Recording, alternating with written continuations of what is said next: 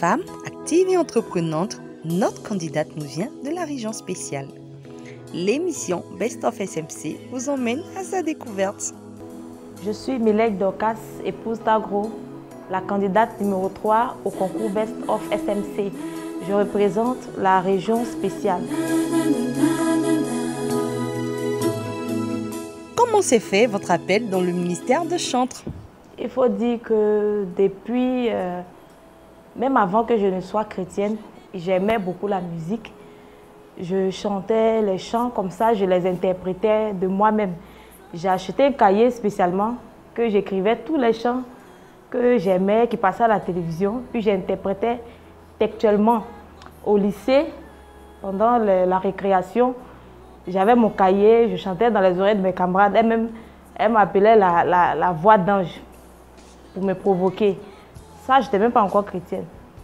Et quand je suis venue à l'église, depuis 2002, je me suis penchée sur ce côté musique parce que j'aimais beaucoup. À un culte, ils ont lancé une information disant que s'il y a des personnes dans le peuple qui sont là, qui veulent venir au groupe musical, mais si tu n'as pas de formation, tu peux t'inscrire, il y a une liste qui est là, vous vous inscrivez et on aura une réunion avec vous. C'est comme ça que je me suis inscrite. Et puis, automatiquement, vu mon engagement dans le Seigneur, parce qu'il faut dire que sincèrement, on ne m'a pas poursuivi pour que je me donne à Jésus. Lorsque on m'a évangélisé au départ, et je me suis engagée dès le départ. Et j'étais vraiment, vraiment, vraiment engagée. Et c'est comme ça qu'on m'a mis dans 2 ministères en ce moment-là en même temps. J'étais à l'évangélisation et puis au groupe musical. Je me donnais à fond. Et pendant les répétitions, au départ, vraiment, la voix, c'était pas beau à entendre. Et on se moquait de moi. Souvent, même la responsable, elle était très dure. Très dure. Mais quand je retourne à la maison, je dis, Seigneur, je parle à Dieu. Je dis, mais je veux chanter pour toi. Eux, ils ont fait comment et puis eux, ils chantent comme ça. Moi aussi, là, je vais chanter comme ça. Et c'est comme ça. On avait un groupe musical qui, aux assemblées de Dieu, en ce moment-là, il y a le diacre de l'église en son temps qui les a vus pour qu'ils viennent nous former. Et ces jeunes-là, aux assemblées de Dieu, il faut dire qu'eux aussi ils étaient avancés dans la musique. Donc c'est comme ça, quand ils sont venus dans les répétitions, ils ont remarqué, en tout cas ils m'ont remarqué que chaque fois on me fait asseoir, chaque fois on me fait attendre, on me fait asseoir. Donc il y a un qui s'est approché à la fin d'une répétition. Il a dit que, en tout cas c'est lui qui m'a donné la confiance en moi. Il m'a dit que je vois un potentiel en toi. C'est vrai qu'aujourd'hui tu es crispé, tu es dans ton coin, mais quand tu chantes, c'est vrai que tu n'as pas une belle voix, mais je sens qu'il y a quelque chose. Donc continue de bosser. Et ça m'a boosté vraiment. Étant à la maison, il m'a donné des idées. Il faut manger aussi, il faut faire boire ces genres de thé, des trucs. J'ai commencé à le faire. Manger la banane douce, on ne mange pas, on ne boira pas, il faut avaler. C'était difficile, mais tout ça là, j'ai fait. Et à un grand programme, un programme zonal où on devait faire, nous, la mise en place. Et la responsable a dit, Dorcas, c'est toi qui vas chanter la mise en place. J'ai dit, j'ai compris. Donc, j'ai fait ma liste de chants.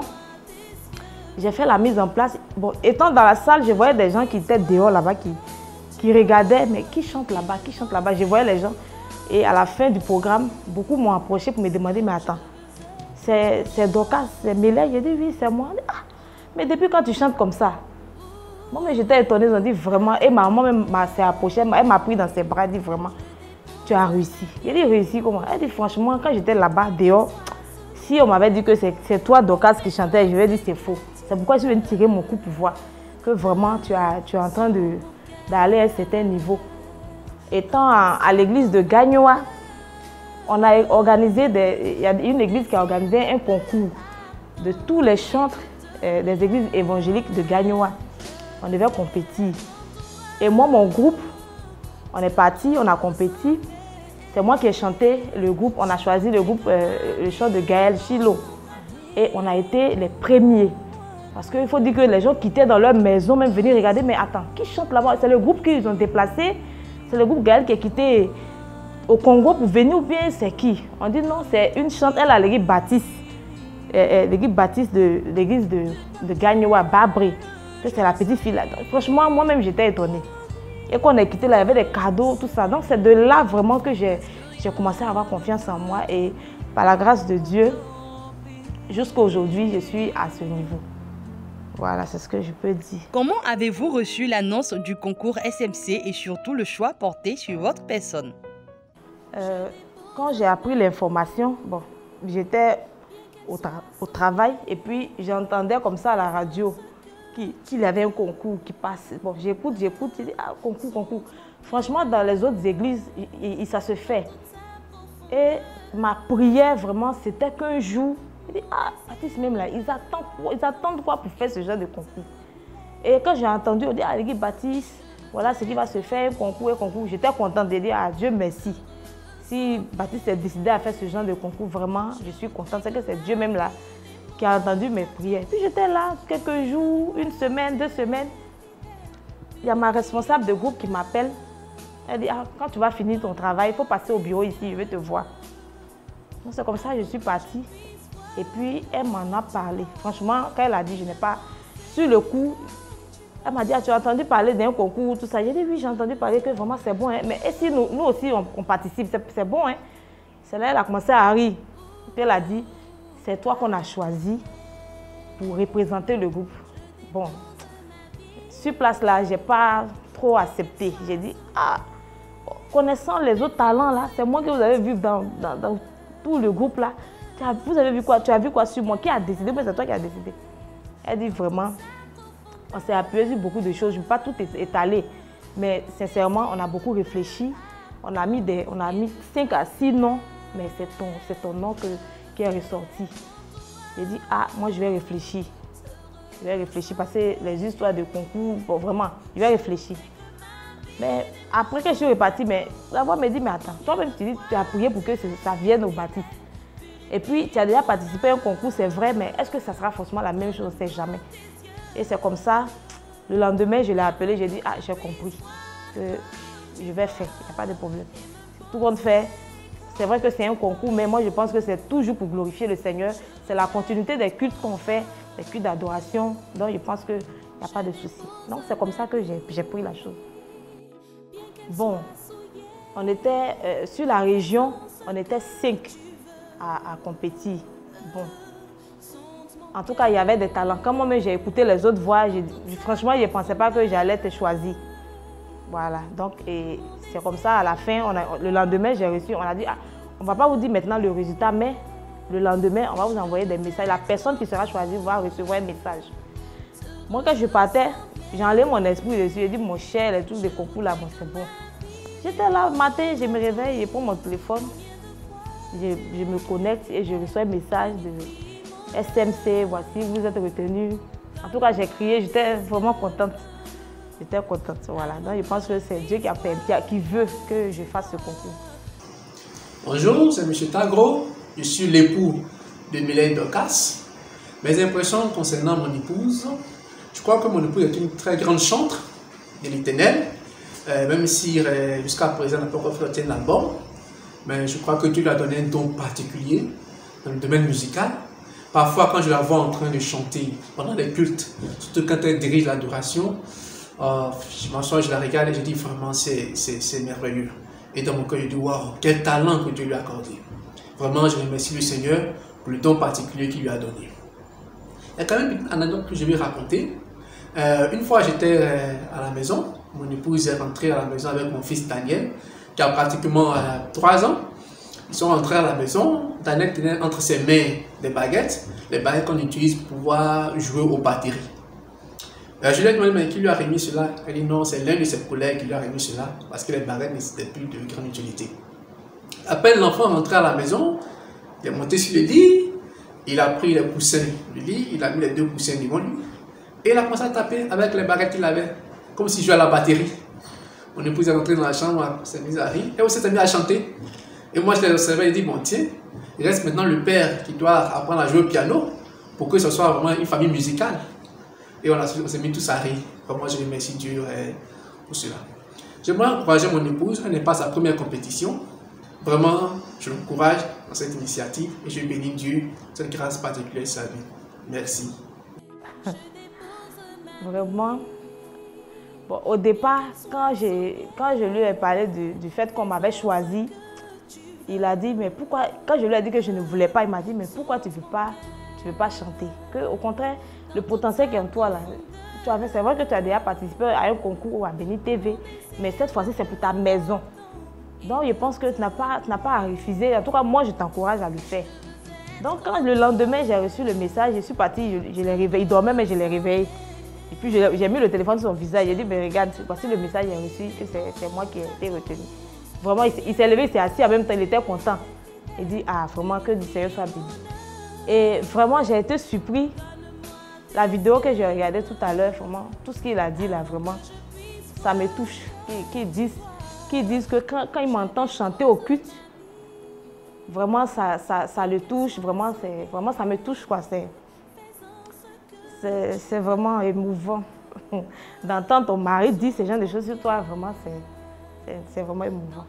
Et je lui dis merci. Parce que c'est pas... Je me dis qu'il a confiance en moi aussi. Voilà. Par rapport à l'enfant, franchement, depuis que j'étais enceinte, là, j'ai chanté. J'ai chanté avec la grossesse jusqu'à 8 mois. Bon, je ne sais pas si c'est ce talent-là qui est rentré dans son corps. Franchement, il me fatigue même avec cette histoire de batterie là. À la maison, il va déposer tous les coussins. Même si bon, je suis assise là, moi, mais je suis batterie aussi en même temps. Il me tape. Il tape tout le monde. Ton pied est là, il tape. Si il dépose les couvercles, les assiettes, il gobelets, il tape partout. Vraiment, ça me touche vraiment quand je vois ça. Et son père m'a dit vraiment que c'est ton talent là qui continue dans son corps ici.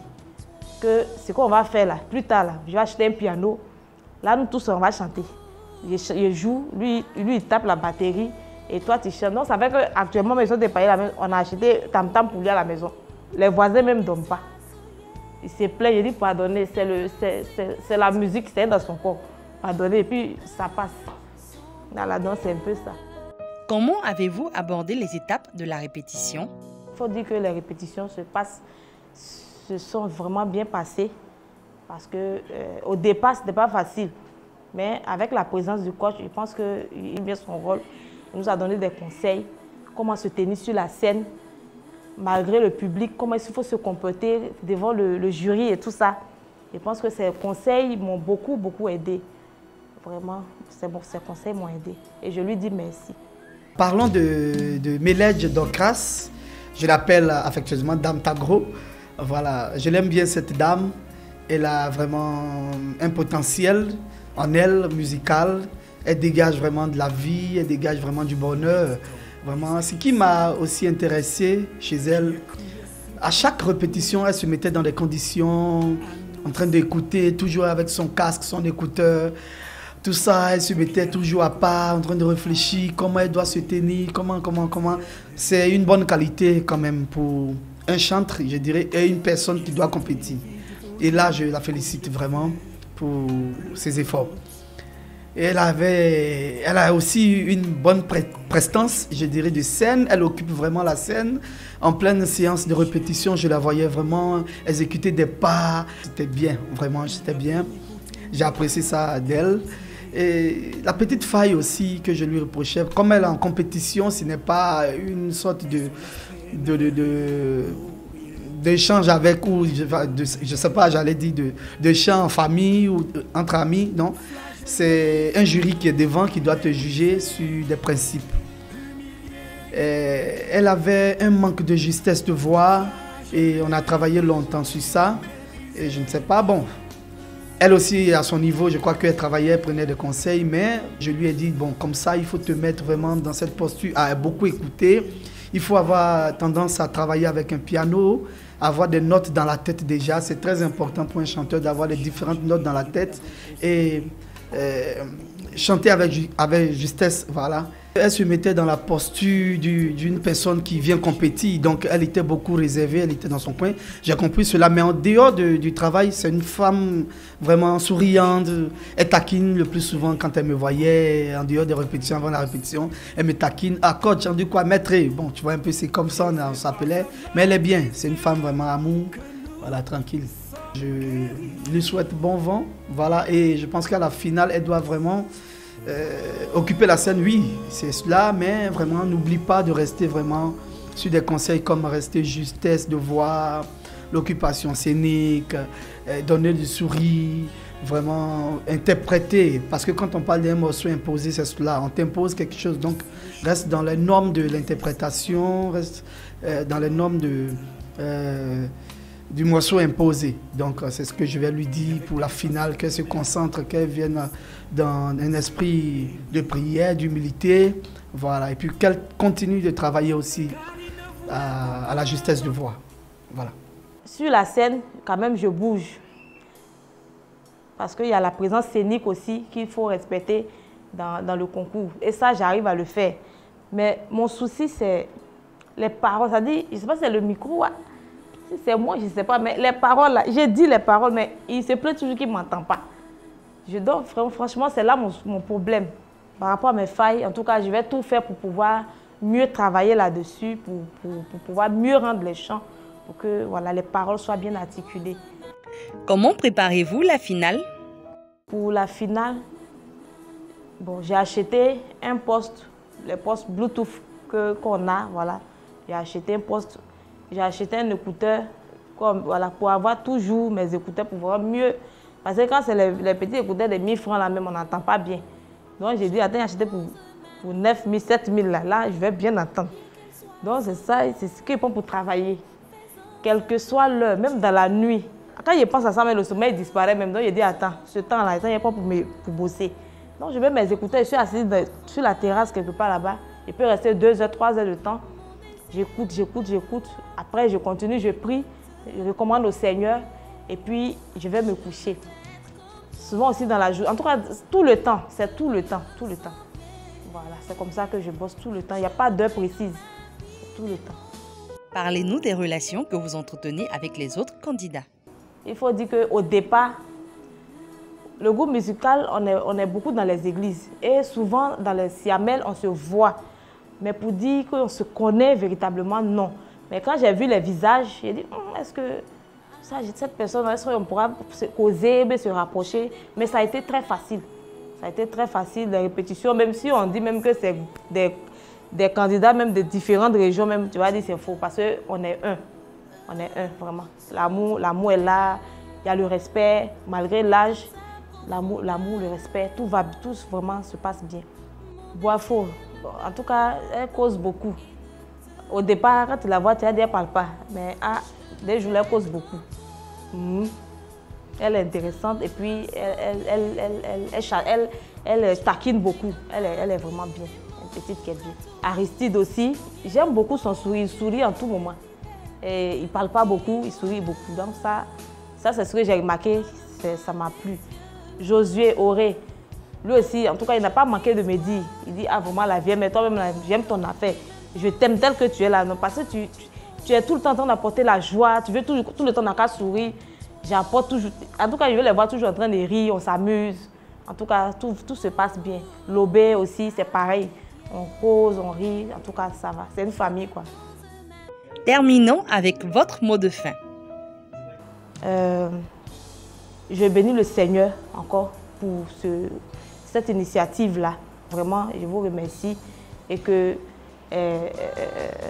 vraiment, je pense que c'est la première édition et je pense qu'il y aura d'autres éditions. En tout cas, ça sera merveilleux encore pour ceux qui vont encore venir. Et en toute chose, je pense que la gloire revienne au Seigneur.